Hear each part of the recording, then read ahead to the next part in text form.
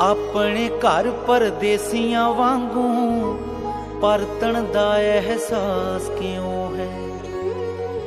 ਮੈਂ 47 ਮਗਰੋਂ ਜੰਮਿਆ, ਮੇਰੇ ਪਿੰਡੇ ਲਾਸ ਕਿਉਂ ਹੈ।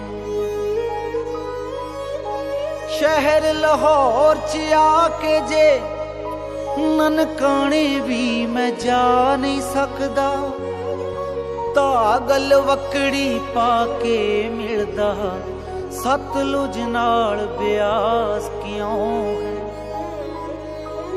ਇੱਕੋ ਫਾਂਸੀ ਇੱਕੋ ਗੋਲੀ, ਰਹਿਮਤ ਅਲੀ ਸਰਾਬਾ ਬਿਸਮਿਲ।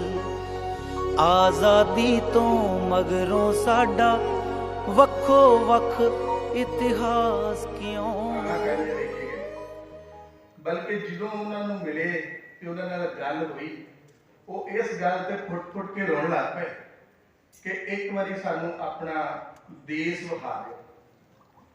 ਇੱਥੇ ਇਹ ਗੱਲ ਬੜੀ ਇੰਪੋਰਟੈਂਟ ਹੈ, ਬੜੀ ਜਿਹਨੂੰ ਕਹਿੰਦੇ ਧਿਆਨਯੋਗ ਹੈ ਕਿ ਉਹ ਆਪਣੇ ਉਸ ਸ਼ਹਿਰ ਨੂੰ, ਉਸ ਪਿੰਡ ਨੂੰ ਦੇਸ਼ ਹੀ ਕਹਿੰਦੇ ਮਰੇ। ਉਹਨਾਂ ਕਦੀ ਉਹਨੂੰ ਆਪਣਾ ਪਿੰਡ ਜਾਂ ਸ਼ਹਿਰ ਨਾ ਕਿਹਾ। ਆਪਣੇ ਦੇਸ਼ ਦੇ ਪਾਣੀਆਂ ਨੂੰ ਘਿਓ ਨਾਲ ਤਸ਼ਬੀਹ ਦਿੰਦੇ ਸਨ ਤੇ ਆਪਣੇ ਪਿੰਡ ਦੇ ਲੋਕਾਂ ਨੂੰ ਭਰਾ ਤੇ ਭੈਣਾਂ ਕਹਿੰਦੇ ਸਨ। 75 ਵਰੇ ਅਸਾਂ ਜਿਹੜੀ ਗਰਦਾਨੀ ਕਿ ਮੁਸ਼ਕਿਲਾਂ ਸਨ, ਇਹ ਸੀ ਜਾਂ ਜੋ ਵੀ ਸੀ, ਉਹ ਸਾਰੀ ਜਦੋਂ ਸਾਡੇ ਤੱਕ ਆਪਣੀ ਤੇ ਅਸੀਂ ਉਹਨੂੰ ਸਿਰਫ ਕਿਤਾਬਾਂ ਖਾਣੀ ਪੜ੍ਹ ਸਕਦੇ ਸਾਂ ਜਾਂ ਕਿਤੇ ਆਪਣੇ ਦਾਦੇ ਪੜਦਾਦੇ ਕੋਲੋਂ ਸੁਣ ਸਕਦੇ ਸਾਂ, ਜਿਨ੍ਹਾਂ ਗੱਲਾਂ ਦੀ ਸਮਝ ਸਾਨੂੰ ਸਾਡੀਆਂ ਸਕੂਲ ਦੀਆਂ ਕਿਤਾਬਾਂ ਆਉਣ ਨਹੀਂ ਸਨ ਦਿੰਦੀਆਂ। ਤੇ ਅਸੀਂ ਉਸੇ ਰੁੱਖ ਨੂੰ, ਤਾਰੀਖ ਨੂੰ ਸਮਝਣ ਦੀ ਕੋਸ਼ਿਸ਼ ਕਰਦੇ ਰਹੇ। ਮੁੜ ਕੇ ਇੱਕ ਵੇਲਾ ਇੰਝ ਵੀ ਆਇਆ, ਐਸ ਜਿਹੜੀ ਸਾਡੀ ਪੀੜ੍ਹੀ ਹੈ, ਇਹਨੇ ਆਪਣੇ ਹੁੰਦਿਆਂ ਬਹੁਤ ਸਾਰੇ ਬਦਲਾਅ ਵੇਖੇ। ਉਹਨਾਂ ਦੇ ਵਿੱਚ ਇੱਕ ਬਦਲਾਅ ਜਿਹੜਾ ਹੈ ਉਹ ਇੰਟਰਨੈਟ ਦਾ ਆਇਆ, ਔਰ ਉਹ ਇੰਨਾ ਚੋਖਾ ਹੋ ਗਿਆ ਕਿ ਇਨਸਾਨਾਂ ਤੇ ਆਈ ਹੋਈ ਵਬਾ ਜਿਹੜੀ ਜਿਹਨੂੰ ਪੈਂਡੈਮਿਕ ਆ, ਉਹਨੇ ਜਿੱਥੇ ਲੋਕਾਂ ਦੇ ਇੱਕ ਦੂਜੇ ਦੇ ਦਰਵਾਜ਼ੇ ਬੰਦ ਕੀਤੇ ਤੇ ਇੱਕ ਹੋਰ ਰਾਹੀਂ ਲੋਕਾਂ ਨੇ ਇੱਕ ਦੂਜੇ ਵੱਲ ਝਾਤੀ ਮਾਰਨ ਦਾ ਇੱਕ ਰਾਹ ਦਿੱਤਾ। ਅੱਜ ਦਾ ਸਾਡਾ ਜਿਹੜਾ ਇਹ ਪੈਨਲ ਹੈ, ਅੱਜ ਅਸੀਂ ਜਿਹੜੀ ਗੱਲ ਕਰਾਂਗੇ ਉਹ ਪੰਜਾਬ ਦੀਆਂ ਵੰਡ ਦੀਆਂ ਕਹਾਣੀਆਂ ਤੇ ਕਰਾਂਗੇ।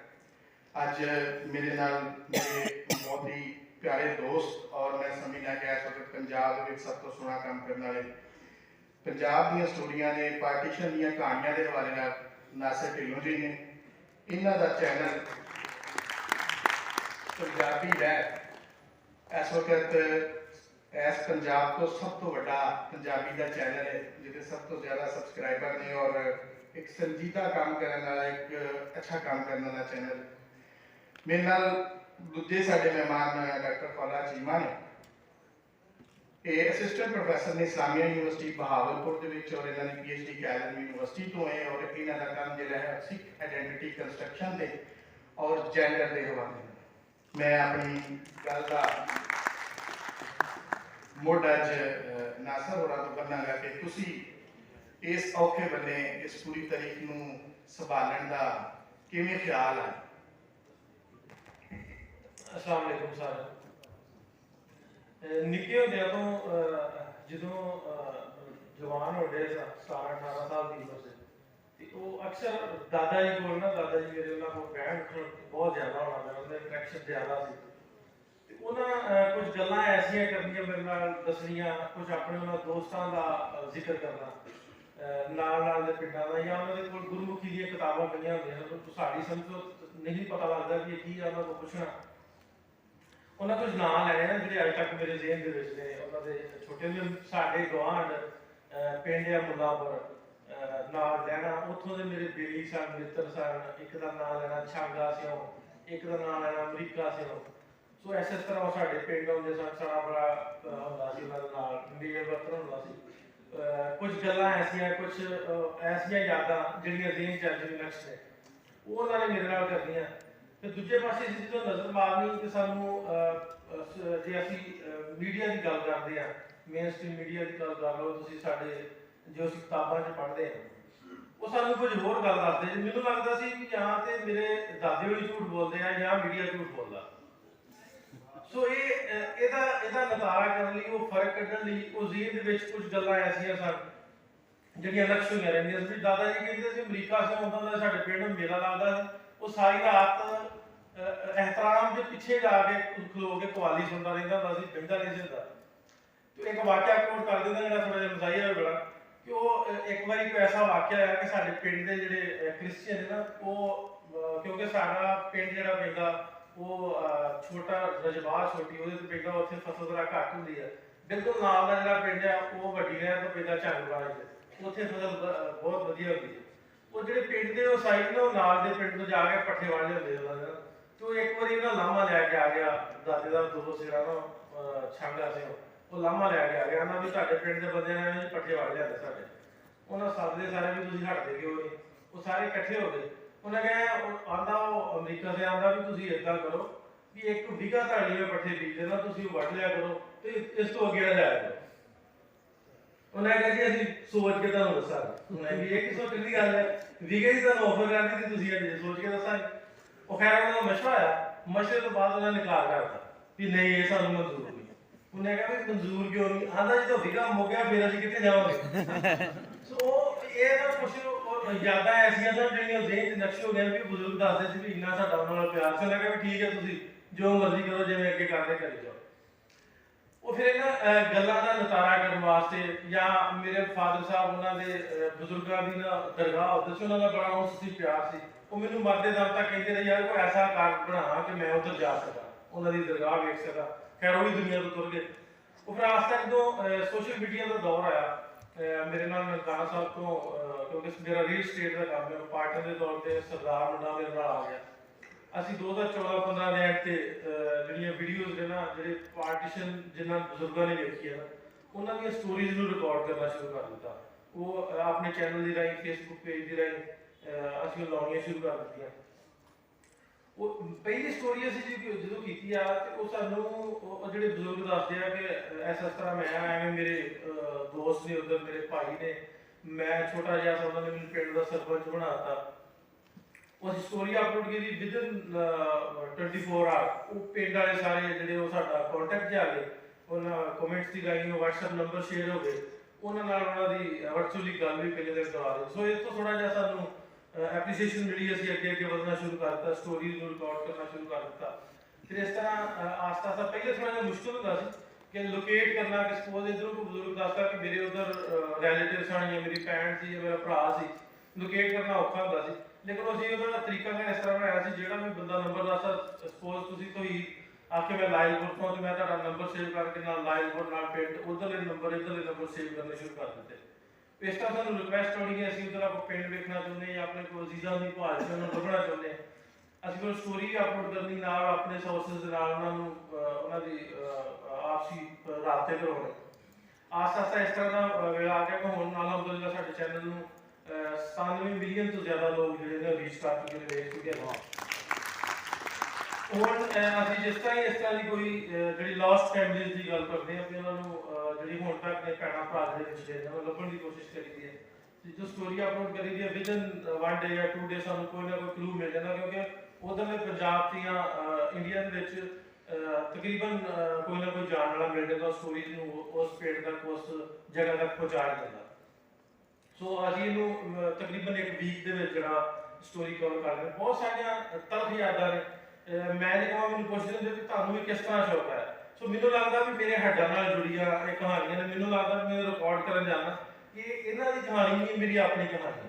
ਸੋ ਇਹਦੇ 'ਚ ਬਹੁਤ ਸਾਰੀਆਂ ਤਲਖ ਯਾਦਾਂ, ਬਹੁਤ ਸਾਰੀਆਂ ਐਸੀਆਂ ਸਟੋਰੀਆਂ ਜਿਹੜੀਆਂ ਆਪਾਂ ਹੁਣ ਤੱਕ ਨਹੀਂ ਵੀ ਕਰ ਸਕੇ, ਉਹਨਾਂ ਨੂੰ ਰਿਕਾਰਡ ਕਰਨ ਦੀ ਹਿੰਮਤ ਨਹੀਂ ਰਹੀ, ਉਹ ਵੀ ਹੈ। ਜਿਸ ਤਰ੍ਹਾਂ ਕਿ ਅਗਰ ਤੁਸੀਂ ਮੈਂ ਕਹਾਂਗਾ ਭਾਈ ਸਾਹਿਬ ਨੂੰ ਅਗਰ ਚਲਾ ਦੇਣ, ਇੱਕ ਵੀਡੀਓ ਪਿਛਲੇ ਦਿਨ ਅਸੀਂ ਰਿਕਾਰਡ ਕੀਤੀ ਸੀ ਮਾਂ ਜੀ ਦੀ, ਆਪਣੇ ਭਾਈ ਨੂੰ ਲੱਭਦੇ ਸੀ। ਉਹਨਾਂ ਦਾ ਜਿਹੜੇ ਭਰਾ ਨੇ, ਸਗੇ ਭਰਾ ਨੇ, ਇੱਕ ਹੀ ਸਨ, ਦੋਵੇਂ ਤਿੰਨਾਂ ਭੈਣਾਂ ਨੇ। ਉਹ ਉਦੋਂ ਦੇ ਗੁੰਮ ਹੋਏ, ਹਾਲੇ ਤੱਕ ਲੱਭੇ ਨਹੀਂ। ਫਿਰ ਉਹ ਪਾਕਿਸਤਾਨ ਆਏ ਸਨ ਇੱਥੇ ਆਪਣੀਆਂ ਫੈਮਿਲੀ ਨੂੰ ਲੱਭਣ ਵਾਸਤੇ। ਉਹ ਸਟੋਰੀ ਹੈ, ਜ਼ਰੂਰ ਅਗਰ ਤੁਸੀਂ ਚਲਾ ਸਕੋਗੇ ਤੇ ਚਲਾ ਦੇਣਾ। ਅਗਲੀ ਗੱਲ ਉਸ ਤੋਂ ਬਾਅਦ ਰੱਖਣਾ, ਅਗਰ ਤੇ ਰੈਡੀ ਤੇ ਚੱਲ ਜਾਂਦੀ ਹੈ ਤੇ ਓਕੇ, ਅਦਰਵਾਈਜ਼ ਅਸੀਂ ਫਿਰ ਬਾਅਦ ਚੋਂ ਆ ਜਾਵਾਂਗੇ ਜੀ।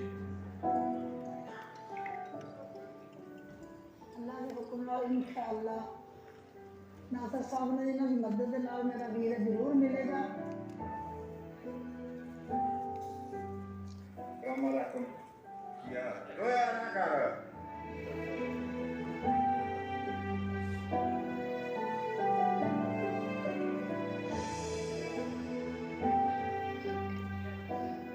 ਕਿਤੇ ਇਹ ਮੌਕਾ ਆਵੇ ਮੇਰਾ ਵੀਰ ਮੈਨੂੰ ਮਿਲ ਜਾਵੇ, ਉਹ ਦੂਰ ਖੜਾ ਮਿਲ ਜਾਵੇ, ਅੱਧੀ ਦੂਰ ਮੈਂ ਵੀ ਆਇਆ ਕਰਕੇ ਵੇਖ ਲਵਾਂ।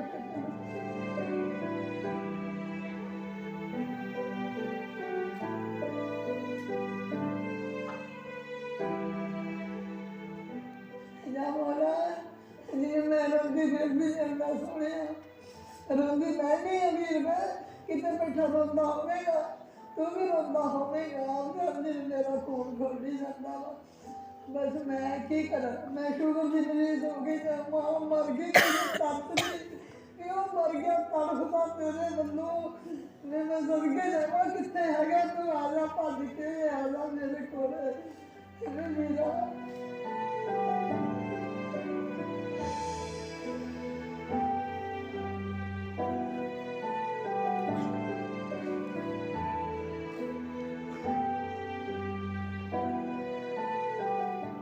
मेरा नाम शरीफा है। असी पिंड वड्डी बदली दे रहन वाले हैं। मेरे पेके तांजा वाला अड्डा सी, नाल मूहरे नहर चलदी सी। मेरे दादे नाम सी सम्मा, मेरे बाप नाम सी खुशी मोहम्मद उर्फ मल्ल, मेरे ताए का नाम सीगा मोहम्मद बख्श।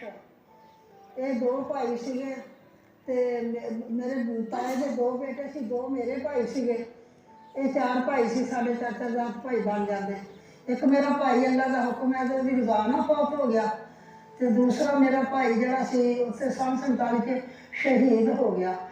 और फिर जो मेरा भरा ताए का बेटा शहीद किया, 30-40 जी शहीद हो गए लैन लैन। तो जो आया ना कोई भाई तीली लाने वास्ते नक दी, वो मेरी आवाज़ का मतलब ने हाथ छड्या मेरे भरा का, तो वो मेरी अम्मी तीली लाने लग पे, कहने लै जाओ तुम कोका लै जाओ, सोना लै जाओ। ये लुटन खोण वाले जो आए थे, बस वो गरबला ही इस तरह हो गया। वो मेरा भरा ना मेरी अम्मी के हथों छुट गया, मेरी अम्मी के हथों छुटिया। उदो फिर आपो अपनी जाना नहीं पई सी, नफसो नफसी भालिया, उत्थे बथेरा भज्या। ये पता ही मेरा भरा फिर कित्थे लुक गया, कित्थे चला गया। मेरा भरा शहीद होया, किसी ने नहीं देखा। सन 47 तो लग के अज के दिन तक असीं इहदी तलाश में हैगे हां, ते सानू पता नहीं वो बदली आ ਜਾਂ ਗਾਲ ਵੀ ਚਲਿਆ ਗਿਆ, ਜਾਂ ਕੋਕਰੀ ਆ, ਲੋਪੋ ਆ, ਇਸ ਤਰ੍ਹਾਂ ਮੱਲਾ ਵਾ, ਡੱਲਾ ਸੀ, ਸਭ ਨਾਲ ਨਜ਼ਦੀਕ ਪਿੰਡ ਵਾ, ਸਾਰੇ ਆਪਣੇ ਖਾਨਦਾਨ ਰਹਿੰਦਾ ਸੀ ਇਹਨਾਂ ਪਿੰਡਾਂ 'ਚ। ਉਹ ਪਤਾ ਨਹੀਂ ਸਮਝ ਹੀ ਨਹੀਂ ਆਈ ਵੀ ਕੋਈ ਉਹਨੂੰ ਲੈ ਗਿਆ ਜਾਂ ਕਿਸੇ ਦੇ ਕੋਲੇ ਹੈਗਾ। ਜਲਾਲ ਤੇ ਤਫੈਲ ਦੋਨੋਂ ਮੇਰੇ ਭਾਈ ਕੋਲੇ ਸੀ, ਮੇਰੀ ਵਾਲਦਾ ਮੁਹਤਰਮ ਦੇ। ਤੇ ਜਦੋਂ ਜਲਾਲ ਨੂੰ ਸ਼ਹੀਦ ਕੀਤਾ ਗਿਆ, ਤੇ ਉਹ ਜਿਹੜਾ ਤਫੈਲ ਸੀ ਨਾ ਮੇਰਾ ਭਾਈ, ਉਹ ਫਿਰ ਜਦੋਂ ਸ਼ਹਾਦਤ ਦਾ ਮੌਕਾ ਵੇਖਿਆ, ਖੂਨ ਡੁੱਲਿਆ, ਤੇ ਉਹ ਮੇਰਾ ਭਰਾ ਡਰਦਾ ਨੱਸ ਗਿਆ। अल्लाह जाने किधर चला गया, नस गया, भज गया। वो मुड़ के फिर अफड़ा दफड़ी पै गई। मेरी वालदा मुहतरम ने, मेरी भैन सी मेरे तो बड़ी, हनीफा का नाम सी, तो मैं 4 साल की सी। वो उंगली लाया फड़िया, तो फिर वो काफिला उतों जो टुरिया, टुरते टुरते तो असीं फिर बाघा बार्डर से नंगे पैरे नंगे सिर जो हालात सी, फिर बाघे बार्डर तक पहुँच गए। फिर मेरे अब्बा जी हुण भी मेरी अम्मी तो बिछड़ गया सी। 6 महीने मेरे अब्बा जी नहीं सानू मिले। 6 महीनों तो बाद राशन तकसीम करते सी मेरे अब्बा जी हुकूमत की तरफों। तो जो राशन वंडते सी ना, तो मेरे नानके मामा जी हुण होर काफले च सी, इधर लहदा सीगे। वो एक कमाई आई सी आटा दाना लैन, तो मेरे अब्बा जी ने उन्होंने आटा दाना देता बड़े खलूस मुहब्बत ना, जानी बहुत खलाक वाले सीगे। उन्हें जाके आपके कैंप च गल की, फिर मेरे मामा जी भी कहते मैनू दिखा के लियाओ। फिर मेरे मामा जी फकीर मोहम्मद सी उहदे नाल गाल बधेरे हैशी सीगे। फिर मेरे मामा जी नाल है जे देखा, तो फिर मेरे अब्बा जी उन्होंने सिया लिया। तो फिर मेरे अब्बा जी ने सब तो पहले कहा सीगा भी फकीर मोहम्मद मेरे बच्चे सलामत है।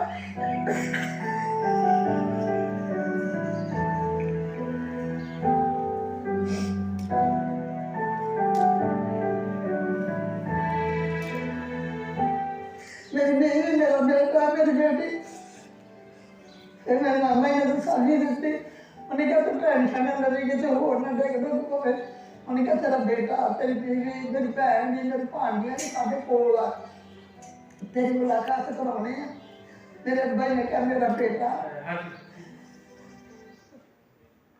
ਸੋ ਇਸ ਤਰ੍ਹਾਂ ਅਸੀਂ ਕਹਾਣੀ ਜਿਹੜੇ ਇਸ ਤਰ੍ਹਾਂ ਆਪਣੇ ਵਿਸ਼ਿਆਂ ਨੂੰ ਲੱਭਦੇ ਆ ਉਹਨਾਂ ਦੀ ਰਿਕਾਰਡ ਕਰਕੇ ਜਦੋਂ ਅਪਲੋਡ ਕਰਦੇ ਆ ਸਾਨੂੰ ਸੋਸ਼ਲ ਮੀਡੀਆ ਦੇ ਮੁੱਖ ਪਲੇਟਫਾਰਮ ਟਵਿੱਟਰ ਤੋਂ ਲੈ ਕੇ ਇੰਸਟਾਗ੍ਰਾਮ ਤੱਕ ਸਾਰੇ ਅਸੀਂ ਪਲੇਟਫਾਰਮ ਤੇ ਜਦੋਂ ਪਾਈਦਾ ਸਾਨੂੰ ਇੱਕ ਜਾਂ ਦੋ ਦਿਨਾਂ ਦੇ ਵਿੱਚ ਕੋਈ ਨਾ ਕੋਈ ਕਲੂ ਮਿਲ ਜਾਂਦਾ ਅਗਰ ਜ਼ਿੰਦਾ ਹੋਣ ਜੇ ਜ਼ਿੰਦਾ ਨਾ ਵੀ ਹੋਣ ਉਹਨਾਂ ਦੀ ਫੈਮਿਲੀ ਦੇ ਵਿੱਚੋਂ ਕੋਈ ਨਾ ਕੋਈ ਚੀਜ਼ ਜਿਹੜਾ ਕੰਟੈਕਟ ਕਰ ਲੈਂਦਾ ਇਹ ਜਿਹੜੀ ਸਟੋਰੀ ਤੁਹਾਨੂੰ ਹੈਗੀ ਇਹਦਾ ਅਸੀਂ ਪਿਛਲੇ ਕੁਝ ਮਹੀਨੇ ਤੋਂ ਕੀਤੀ ਸੀ ਮੈਨੂੰ ਲੱਗਦਾ ਹੁਣ ਤੱਕ ਅਸੀਂ ਕੋਈ 900 ਦੇ ਕੋਲ ਸਟੋਰੀਜ਼ ਕੀਤੀਆਂ ਨੇ ਜਿਨ੍ਹਾਂ ਦੇ ਵਿੱਚ ਇਹ ਆ ਜਿਹੜੀ ਸਟਿਲ ਜਿਹੜੀ ਆ ਸਾਡੀ ਜਿਹੜੀ ਪੈਂਡਿੰਗ ਸੀ ਇਹਦਾ ਨਹੀਂ ਪਤਾ ਲੱਗ ਰਿਹਾ ਇਹ ਪਿਛਲੇ ਦਿਨ ਹੀ ਫਿਰ ਇਹਦਾ ਪਤਾ ਲੱਗਾ ਕਿ ਇਹਦੀ ਅਸਲ ਸਟੋਰੀ ਇਸ ਤਰ੍ਹਾਂ ਸੀ ਕਿ ਉਹ ਇਹਨਾਂ ਦਾ ਭਰਾ ਵੀ ਮੁੜ ਕੇ ਇਹਨਾਂ ਨੂੰ ਭੈਣ ਆਪਣੀ ਨੂੰ ਆਪਣੀ ਫੈਮਿਲੀ ਨੂੰ ਲੱਭਣ ਪਾਕਿਸਤਾਨ ਆਇਆ ਇੱਥੇ ਆ ਕੇ 15 ਦਿਨ ਇੱਕ ਟਾਂਗਾ ਹਾਇਰ ਕਰਕੇ ਉਹਦੇ ਤੇ ਲਾਲ ਦੇ ਪਿੰਡਾਂ 'ਚ ਬੂਰੇਵਾਲਾ 'ਚ ਐਲਾਨ ਕਰਾਉਂਦਾ ਰਿਹਾ ਕਿ ਮੈਂ ਇਸ ਤਰ੍ਹਾਂ ਆਇਆ ਮੈਂ ਆਪਣੀ ਫੈਮਿਲੀ ਨੂੰ ਲੱਭਦਾ ਕਿਉਂਕਿ ਇਹ ਭਾਵਲ ਨਗਰ ਰਹਿੰਦੇ ਸਨ ਪਤਾ ਨਾ ਲੱਗ ਸਕਿਆ ਜਦੋਂ ਉਹ ਇੱਥੋਂ ਵਾਪਸ ਗਿਆ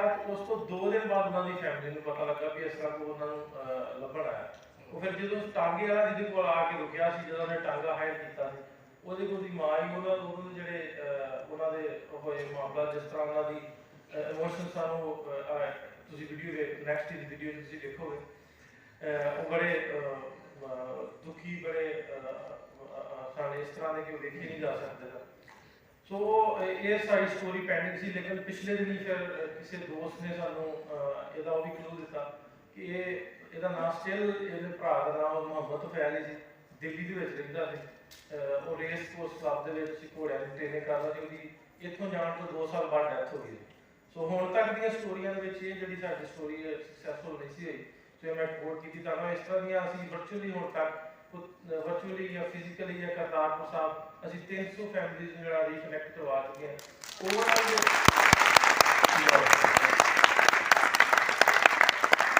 ਓਵਰਆਲ ਐਸੀਆਂ ਕਹਾਣੀਆਂ ਅਸੀਂ 900 ਦੇ ਕੋਲ ਆਪਣੇ ਚੈਨਲ ਦੇ ਰਾਹੀਂ ਪਾਈਆਂ ਤਕਰੀਬਨ 99% ਸਾਰੇ ਲੋਕ ਜਿਹੜੇ ਇੱਕ ਦੂਜੇ ਨਾਲ ਰਾਬਤੇ ਜਾ ਕੇ ਚਾਹੇ ਉਹ ਖੂਨੀ ਰਿਸ਼ਤੇ ਨਾਲ ਹੋਣ ਇੱਕ ਦੂਜੇ ਦੇ ਯਾਰ ਦੋਸਤ ਹੋਣ ਕੋਈ ਫੈਮਿਲੀ ਹੋਵੇ ਸੋ ਸਾਰਿਆਂ ਨਾਲ ਅਸੀਂ ਹੁਣ ਤੱਕ ਇਹਨਾਂ ਦੀ ਆਪਸੀ ਜਿਹੜੇ ਕਨੈਕਸ਼ਨ ਬਣ ਚੁੱਕੇ ਨੇ ਬਹੁਤ ਸ਼ੁਕਰੀਆ ਨਾਸਰ ਸਾਹਿਬ ਅਸੀਂ ਗੱਲਬਾਤ ਅੱਗੇ ਟੁਰਨੇ ਤੇ ਸਾਡੇ ਨਾਲ ਜਿਸ ਤਰ੍ਹਾਂ ਪੈਨਲ ਦੇ ਵਿੱਚ ਹਿਸਟੋਰੀਅਨ ਨੂੰ ਵੀ ਅਸੀਂ ਇਨਵਾਈਟ ਕੀਤਾ ਤੇ ਖੋਲਾ ਜੀ ਮੈਂ ਤੁਹਾਡੇ ਨਾਲ ਇੱਕ ਤੇ ਇਹ ਗੱਲ ਕਰਾਂਗਾ ਕਿ ਗੱਲ ਸੀ ਜਿਹਨੂੰ ਅਸੀਂ ਵੇਖ ਸਕਦੇ ਹਾਂ ਕਿ ਉਹ ਸਭ ਵਾਸਤੇ ਇੱਕ ਪਰੇਸ਼ਾਨੀ ਸੀ ਤੇ ਉਹਦੇ ਵਿੱਚ ਅਗਰ ਅਸੀਂ ਜੈਂਡਰ ਦੇ ਸਵਾਲ ਤੇ ਗੱਲ ਕਰੀਏ ਕਿ ਜਿਹੜੀਆਂ ਔਰਤਾਂ ਸਨ ਬੀਬੀਆਂ ਸਨ ਸਵਾਣੀਆਂ ਸਨ ਜ਼ਨਾਨੀਆਂ ਸਨ ਉਹ ਇਹਨੂੰ ਕਿਸ ਤਰ੍ਹਾਂ ਫੇਸ ਕਰ ਰਹੀਆਂ ਸਨ ਉਹਦੇ ਹਵਾਲੇ ਨਾਲ ਤੁਸੀਂ ਆਪਣੇ ਵਿਚਾਰ ਸਾਂਝੇ ਕਰੋ बहुत शुक्रिया सब पहले तो मैं धन्यवाद करांगी फैसलाबाद लिटरेरी फैसटिवल वालियां दा ते वैलपुर लिटरेरी कौंसल वालियां दा कि उन्होंने अज सानूं इत्थे बुलाया ते सानूं मौका दिता कि असीं इस बड़े जिहड़ा अहम टॉपिक है उहदे ते गल कर सकीए वंड दी गल असीं करने अपने ते जिस तरह नासर होरां ने गल कीती कि वंड दियां बहुत सारियां कहानियां ने जिहदे च बहुत लोग विछड़े बहुत लोग जिहड़े ने वो एक थां तो उठ के दूजे थां गए ਜਿਹਦੇ ਵਿੱਚ ਬੀਬੀਆਂ ਦੀਆਂ ਕਹਾਣੀਆਂ ਨੇ ਜੇ ਅਸੀਂ ਬੀਬੀਆਂ ਦੀ ਗੱਲ ਕਰੀਏ ਤੇ ਮੈਨੂੰ ਲੱਗਦਾ ਕਿ ਬੀਬੀਆਂ ਦਾ ਜਿਹੜਾ ਦੁਖਾਂਤ ਸੀ ਜਾਂ ਜਿਹੜਾ ਟਰਾਮਾ ਸੀ ਉਹ ਮਲਟੀ ਲੇਅਰਡ ਹੈ ਉਹ ਇੱਕ ਨਹੀਂ ਹੈ ਬੰਦਿਆਂ ਦਾ ਜਿਹੜਾ ਟਰਾਮਾ ਸੀ ਜੇ ਅਸੀਂ ਉਹਦੀ ਗੱਲ ਕਰੀਏ ਤੇ ਇੱਕ ਸਿੱਧਾ ਟਰਾਮਾ ਇੱਕ ਸਿੰਪਲ ਗੱਲ ਹੈ ਉਹਨਾਂ ਨੂੰ ਘਰ ਛੱਡਣੇ ਪਏ ਉਹਨਾਂ ਨੂੰ ਜਾਇਦਾਦ ਛੱਡਣੀ ਪਈ ਉਹਨਾਂ ਦੇ ਘਰ ਵਾਲੇ ਵਿਛੜੇ ਤੇ ਉਹ ਨਵੇਂ ਥਾਂ ਤੇ ਆ ਗਏ ਲੇਕਿਨ ਜਿਹੜਾ ਬੀਬੀਆਂ ਦੀ ਕਹਾਣੀ ਹੈ ਜਦੋਂ ਅਸੀਂ ਉਹਦੀ ਗੱਲ ਕਰਨੇ ਆ ਤੇ ਬੀਬੀਆਂ ਦੇ ਨਾਲ ਇੱਕ ਟਰਾਮੇ ਦੀ ਲੇਅਰ ਉਹ ਚੱਲ ਰਹੀ ਸੀ ਕਿ ਜਿਹੜੀਆਂ ਬੀਬੀਆਂ ਇੱਕ ਥਾਂ ਤੋਂ ਉੱਠ ਕੇ ਦੂਜੇ ਥਾਂ ਆਈਆਂ ਬੀਬੀਆਂ ਦੇ ਪੇਕੇ ਸਹੁਰੇ ਛੁੱਟੇ ਉਹ ਆਪਣੀ ਦੇਸ਼ ਨੂੰ ਛੱਡ ਕੇ ਤੇ ਦੂਜੇ ਥਾਂ ਤੇ ਆਈਆਂ ਨਵੇਂ ਵਤਨ ਦਾ ਨਵੇਂ ਦੇਸ਼ ਦਾ ਖੌਫ ਉਹਨਾਂ ਦੇ ਨਾਲ ਸੀ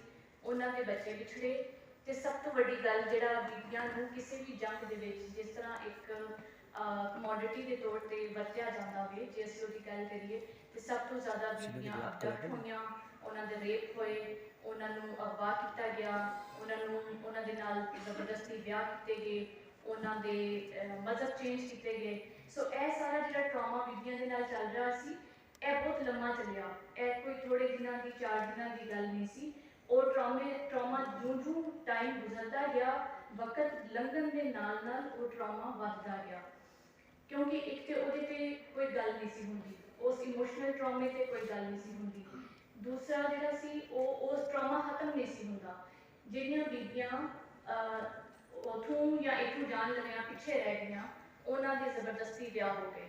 ਵਿਆਹ ਹੋਣ ਤੋਂ ਬਾਅਦ ਉਹ ਉੱਥੇ ਰਹਿ ਗਈਆਂ, ਉਹਨਾਂ ਦੇ ਜਿਨ੍ਹਾਂ ਨਾਲ ਵਿਆਹ ਹੋਏ ਜਾਂ ਜਿੱਥੇ ਉਹਨਾਂ ਦੇ ਜੋ ਵੀ ਰੇਪ ਹੋਏ ਜਾਂ ਅਬਡਕਸ਼ਨ ਹੋਈ, ਉਹਨਾਂ ਦੀ ਉਹਦੇ ਵਿੱਚ ਔਲਾਦਾਂ ਵੀ ਹੋ ਗਈਆਂ। 1950 ਦੇ ਵਿੱਚ ਜਦੋਂ ਗੌਰਮੈਂਟਾਂ ਦੇ ਦਰਮਿਆਨ ਦੋਵਾਂ ਪਾਸੇ ਦੀਆਂ ਹੁਕੂਮਤਾਂ ਨੇ ਇਹ ਮਾਪਦੇ ਕੀਤੇ ਕਿ ਅਸੀਂ ਜਿਹੜੀਆਂ ਅਗਵਾਸ਼ੁਦਾ ਬੀਬੀਆਂ ਨੇ ਉਹਨਾਂ ਨੂੰ ਰਿਕਵਰ ਕਰਕੇ ਉਹਨਾਂ ਦੀਆਂ ਫੈਮਲੀਆਂ ਦੇ ਕੋਲ ਵਾਪਸ ਕਰਾਂਗੇ। ਤੇ ਉਹ ਟਰਾਮਾ ਇੱਕ ਨਵੇਂ ਸਿਰੇ ਤੋਂ ਦੁਖਾਂਤ, ਇੱਕ ਨਵਾਂ ਦੁਖਾਂਤ ਸ਼ੁਰੂ ਹੋਇਆ। ਉਹ ਦੁਖਾਂਤ ਉਹ ਸੀ ਜਿਹਦੇ ਵਿੱਚ ਬੀਬੀਆਂ ਜਿਹੜੀਆਂ ਸਨ, ਜਿਹੜੀਆਂ ਪਿੱਛੇ ਰਹਿ ਗਈਆਂ ਸਨ, ਇੱਕ ਤੇ ਉਹ ਆਪਣੀ ਫੈਮਿਲੀ ਨੂੰ ਫੇਸ ਨਹੀਂ ਕਰਨਾ ਚਾਹੁੰਦੀਆਂ ਸਨ, ਕਿਉਂਕਿ ਜਿਹੜਾ ਸ਼ੇਮ ਦਾ ਐਲੀਮੈਂਟ ਜੁੜਿਆ ਹੋਇਆ ਹੋਵੇ ਕਿ ਜਿਹੜੀ ਬੀਬੀ ਦੇ ਨਾਲ ਕੁਝ ਹੋਇਆ ਹੋਵੇ, ਉਹਦੇ ਵਿੱਚ ਸੁਸਾਇਟੀ 'ਚ ਓਵਰਆਲ ਇੱਕ ਸਟਿਗਮਾ ਪਾਇਆ ਜਾਂਦਾ ਹੋਵੇ ਕਿ ਉਹਦੇ ਵਿੱਚ ਬੀਬੀ ਨੂੰ ਹੀ ਭੈੜੀ ਨਜ਼ਰ ਨਾਲ ਵੇਖਿਆ ਜਾਂਦਾ ਹੋਵੇ। ਸੋ ਜਦੋਂ ਉਹਨਾਂ ਬੀਬੀਆਂ ਨੂੰ ਰਿਕਵਰ ਕਰਕੇ ਵਾਪਸ ਉਹਨਾਂ ਦੇ ਘਰ ਘੱਲਣ ਦੀ ਗੱਲ ਹੋਈ ਤੇ ਉਹਨਾਂ ਬੀਬੀਆਂ ਵਾਸਤੇ ਇੱਕ ਤੇ ਉਹ ਆਪਣੇ ਘਰ ਵਾਲਿਆਂ ਨੂੰ ਫੇਸ ਨਹੀਂ ਸਨ ਕਰਨਾ ਚਾਹੁੰਦੀਆਂ। ਉਹ ਚਾਹੁੰਦੀਆਂ ਸਨ ਕਿ ਅਸੀਂ ਜਿੱਥੇ ਹੈ ਵਾਂ ਸਾਨੂੰ ਹੁਣ ਉੱਥੇ ਹੀ ਰਹਿਣ ਦਿੱਤਾ ਜਾਵੇ, ਲੇਕਿਨ ਉਹ ਵੀ ਨਹੀਂ ਹੋਇਆ।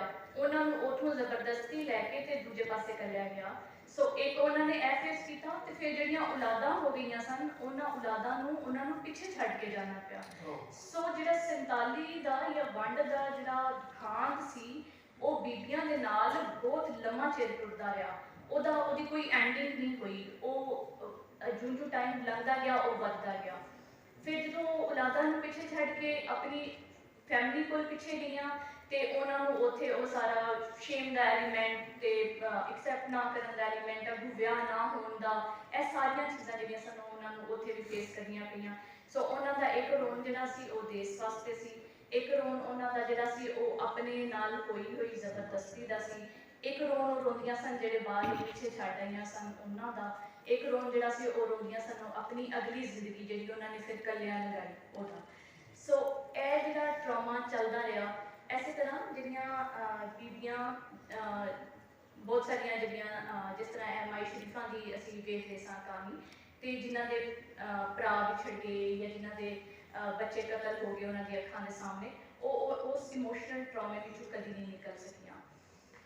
ਇਹਦੇ ਨਾਲ ਜਦੋਂ ਇਹਦੇ ਤੇ ਗੱਲ ਨਹੀਂ ਸੀ ਹੁੰਦੀ, ਬੀਬੀਆਂ ਦੇ ਹਵਾਲੇ ਨਾਲ ਜੋ ਕੁਝ ਬੀਬੀਆਂ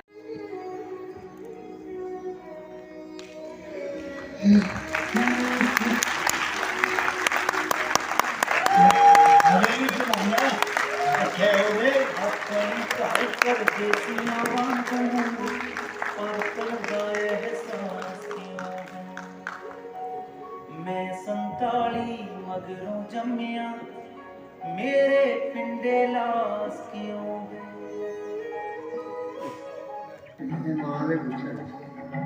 ਗਵਾਚਾ ਕਿਵੇਂ?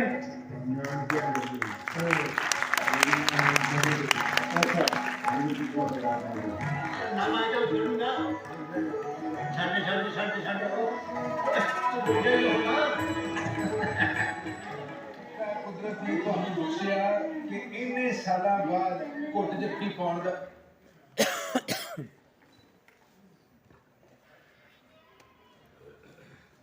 ਸੋ ਉਹਨਾਂ ਸਾਰੀ ਸਟੋਰੀਜ਼ ਦੇ ਵਿੱਚੋਂ ਜਿਹੜੀਆਂ ਅਸੀਂ ਕੀਤੀਆਂ, ਸਾਡੀ ਇੱਕ ਸਕਸੈਸ ਸਟੋਰੀ, ਇਹ ਬਜ਼ੁਰਗ ਹੁਣ ਦੋਵੇਂ ਪਰਲੇ ਸਿੱਖਾ ਕਹਾਣੀ ਜਿਹੜੇ ਇੰਡੀਆ ਤੋਂ ਨੇ, ਇੱਧਰਲੇ ਬਾਬਾ ਸਦੀਕ ਕੇ ਪਾਕਿਸਤਾਨ ਤੋਂ ਨੇ। ਇਹ ਉਦੋਂ 6 ਮਹੀਨੇ ਦਾ ਸਨ ਜਦੋਂ ਰਹਿ ਗਏ। ਇਹ 9 ਸਾਲ ਦਾ, ਇਹਨਾਂ ਦੀ ਵੀ ਫੈਮਿਲੀ ਨਹੀਂ ਰਹੀ, ਮਾਂ ਪਿਓ ਬਾਪ ਸਾਰੇ ਕਤਲ ਹੋ ਗਏ। ਇੱਕ ਭੈਣ ਸੀ ਉਹ ਵੀ ਰਸਤੇ ਦੇ ਵਿੱਚ ਉਹਨਾਂ ਦੀ ਵੀ ਮੌਤ ਹੋ ਗਈ। ਇਹ ਵੀ ਬਿਲਕੁਲ ਇਕੱਲੇ ਰਹਿ ਗਏ। ਉਧਰੋਂ 6 ਮਹੀਨੇ ਦੇ ਸਨ, ਉਹ ਵੀ ਇਕੱਲੇ ਰਹਿ ਗਏ।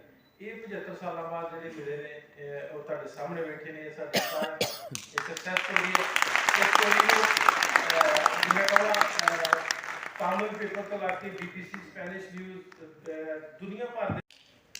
ਤੇ ਤੁਸੀਂ ਉਹਨੇ ਕਿੰਨੀ ਵਾਰ ਇੱਥੇ ਆਏ ਹੋ? ਦੋ ਵਾਰੀ ਆ ਜਾਣਾ, ਦੋ ਵਾਰੀ। ਤੇ ਤੁਸੀਂ ਕੋਈ ਕੀ ਚਾਹੁੰਦੇ ਹੋ ਕਿ ਕਿਵੇਂ ਹੋਣਾ ਚਾਹੀਦਾ ਹੈ? ਤੁਸੀਂ ਵੀ ਕੋਈ ਸਾਡਾ ਕਰ ਸਕਦੇ ਆਉਣ ਜਾਣ ਵਾਲੇ ਜੀ ਮਾੜੀ ਜੀ ਹੋਰ ਗੱਲ ਹੋਵੇ, ਮਹੀਨਾ ਉੱਥੇ ਮਹੀਨਾ ਇੱਥੇ, ਇਹਨਾਂ ਨੂੰ ਵੀ ਮਿਲਾ ਹੁੰਦਾ ਨੇ ਮੈਨੂੰ ਪਾੜਿਆ। ਮੈਂ ਦੱਸਣਾ ਚਾਹਾਂਗਾ ਬਜ਼ੁਰਗ ਜਿਹੜੇ ਬਿਲਕੁਲ ਇਹਨਾਂ ਦੇ ਨਾਲ ਡਾਕਟਰ ਸਾਹਿਬ ਜਿਹੜੇ ਬੈਠੇ ਨੇ, ਇਹਨਾਂ ਦੇ ਕੋਲ 75 ਵਰੇ ਰਹੇ ਨੇ, ਇਹ ਉਸ ਫੈਮਿਲੀ ਨੂੰ ਵੀ ਨਹੀਂ ਛੱਡਣਾ ਚਾਹੁੰਦੇ ਜਿਨ੍ਹਾਂ ਦੇ ਕੋਲ ਇਹਨਾਂ ਨੇ ਇੰਨੇ ਸਾਲ ਕੱਢੇ, ਤੇ ਇਹਨਾਂ ਕੋਲ ਹੀ ਆਉਣਾ ਜਾਣਾ ਚਾਹੁੰਦੇ ਨੇ। ਇਹਨਾਂ ਦੀ ਫੈਮਿਲੀ ਇੱਧਰ ਨਹੀਂ ਕਹਿੰਦੀ ਸੀ ਤੁਸੀਂ ਇੱਧਰ ਬਹਿ ਜਾਓ, ਲੇਕਿਨ ਉਹ ਇਸ ਗੱਲ ਤੇ ਪੂਰਾ ਜ਼ੋਰ ਨੇ ਕਿ ਨਹੀਂ, ਮੈਂ ਦੋਵੇਂ ਫੈਮਲੀਆਂ ਜਿਹੜੀਆਂ ਮੇਰੀਆਂ ਆਪਣੀਆਂ ਨੇ, ਮੈਂ ਇਸ ਤਰ੍ਹਾਂ ਦਾ ਹੋ ਜਾਵੇ। ਅਸੀਂ ਗਵਰਨਮੈਂਟ ਨੂੰ ਵੀ ਇਹ ਅਪੀਲ ਕਰਦੇ ਨੇ ਕਿ ਇਸ ਸਾਲ ਦੇ ਬਜ਼ੁਰਗ ਜਿਹੜੇ 60 ਅਬਾਵ ਨੇ, ਕਮ ਸੇ ਕਮ ਉਹਨਾਂ ਨੂੰ ਇੰਨਾ ਰਿਲੈਕਸ ਕਰ ਦਿਓ ਕਿ ਔਨ ਅਰਾਈਵਲ ਉਹਨਾਂ ਨੂੰ ਵੀਜ਼ਾ ਦੇ ਦਿਓ। ਮੈਨੂੰ ਨਹੀਂ ਲੱਗਦਾ ਦੋ ਮੁਲਕਾਂ ਵਾਸਤੇ ਕੋਈ ਸਿਕਿਉਰਿਟੀ ਦਾ ਖਰਚਾ ਹੋਣਾ।